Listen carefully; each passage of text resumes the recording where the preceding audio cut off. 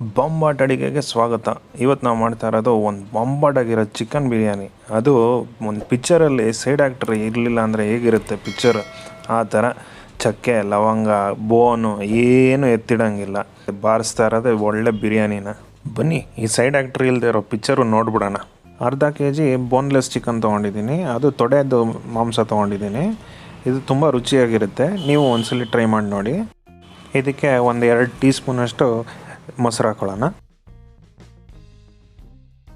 1 tea spoon ಶುಂಠಿ ಬೆಳ್ಳುಳ್ಳಿ paste, 1 tea spoon ಧನಿಯಾ ಪುಡಿ, ರುಚಿಗೆ ತಕ್ಕಷ್ಟು ಉಪ್ಪು,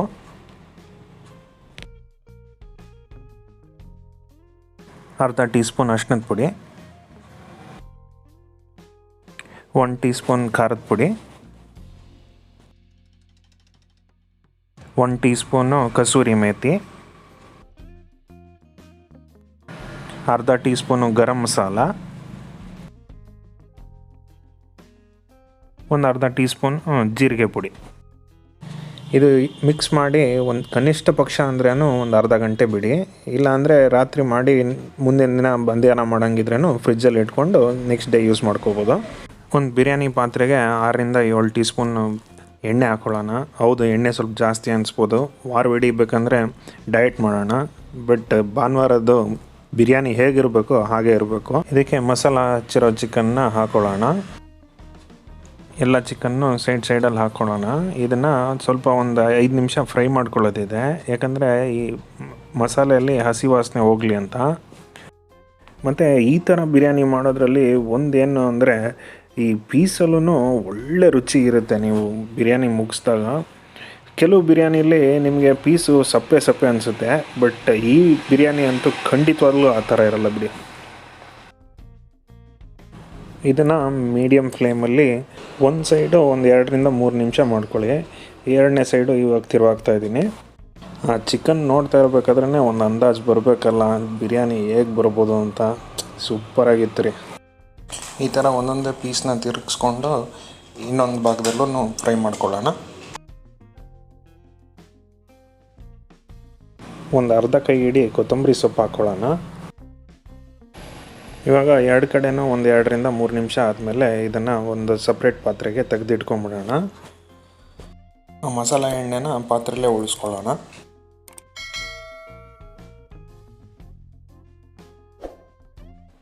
ಅದೇ ಮಸಾಲೆ ಎಣ್ಣೆಗೆ ಒಂದು ಈರುಳ್ಳಿ ದೊಡ್ಡ ಸೈಜು ಈ ಥರ ಉದ್ದುದ್ದ ಹೆಚ್ಕೊಂಡಿರೋದು ಹಾಕ್ಕೊಳ್ಳೋಣ.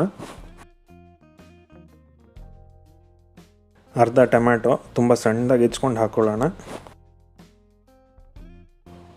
ಇದನ್ನು ಒಂದು 2 ನಿಮಿಷ ಚೆನ್ನಾಗಿ ಫ್ರೈ ಮಾಡ್ಕೊಳ್ಳೋಣ. ಅಕ್ಕಿ ಎಷ್ಟು ತೊಗೊಂಡಿರ್ತೀವೋ ಅದರ 2ರಷ್ಟು ನೀರು ಹಾಕ್ಕೊಳ್ಳೋಣ. ಅಂದರೆ ನಾನಿವಾಗ 2 ಕಪ್ಪು ಅಕ್ಕಿ ತೊಗೊಂಡಿದ್ದೀನಿ, ಅದಕ್ಕೆ 4 ಕಪ್ಪಷ್ಟು ನೀರು ಹಾಕೋತಾ ಇದ್ದೀನಿ. ಒಂದ್ಸಲಿ ಚೆನ್ನಾಗಿ ಮಿಕ್ಸ್ ಮಾಡಿಕೊಂಡು ಒಂದು ಕುದಿ ಬರೋವರೆಗೂ ಕಾಯೋಣ. ಇವಾಗ ಒಂದು ಚೆನ್ನಾಗಿ ಕುದಿ ಬರ್ತಾಯಿದೆ. ಒಂದು 2 ಕಪ್ಪಷ್ಟು ಅಕ್ಕಿ ತೊಳೆದಿಟ್ಕೊಂಡಿದ್ವಿ, ಅದನ್ನು ಸೇರಿಸ್ಕೊತಾ ಇದ್ದೀವಿ. ಇದಕ್ಕೆ ಚಿಕನ್ನು ವಾಪಸ್ ಸೇರಿಸ್ಕೊಂಬಿಡೋಣ.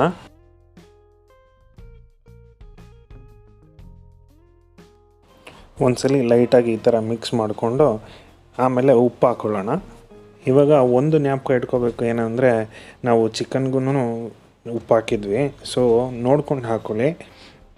ಜಾಸ್ತಿ ಆದರೆ ತೆಗಿಯೋಕ್ಕಾಗಲ್ಲ, ಕಮ್ಮಿ ಆದರೆ ಹಾಕೋಬೋದು, ಸೊ ನೋಡಿಕೊಂಡು ಹಾಕ್ಕೊಳ್ಳಿ. ಇವಾಗ ಇದ್ರ ಮೇಲೆ ಈ ಥರ ಬಟ್ಟೆ ಹರಡಿಸಿ ಮೇಲೆ ಒಂದು ಟೈಟಾಗಿ ಕೂರೋವಂಥ ಮುಚ್ಚಳ ಹಾಕಿ ಲೈಟಾಗಿ ತೂಕ ಬರುವಂಥ ಒಂದು ವಸ್ತು ಏನಾದರೂ ಇಡೋಣ ಮೇಲೆ. ಈ ಥರ ದಮ್ ಹಾಕೋ ಉದ್ದೇಶ ಏನಂದರೆ ಸ್ವಲ್ಪ ಏನಾದರೂ ತೇವಾಂಶ ಏನಾದರೂ ಇದ್ದರೆ ಅದು ಪುನಃ ಮೇಲಿನ ಮುಚ್ಚಳಕ್ಕೆ ಬರುತ್ತೆ, ಆಮೇಲೆ ಅದು ತಿರ್ಗಾ ಪುನಃ ಅನ್ನದ ಮೇಲೆ ತೊಟ್ಟಿಡುತ್ತೆ.